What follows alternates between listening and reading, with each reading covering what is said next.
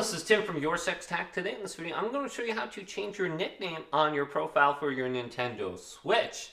So mine says Timbo's S right here. I'm going to go ahead and change that. So let's go up to the little icon where our name is, select it. Then go on down on the left to User Settings.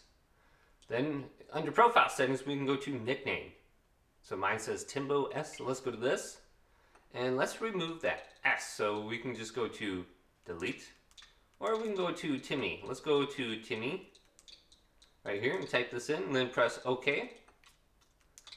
And my nickname now has changed. So it says Timmy's Page in the upper left. You can change your icon right here too.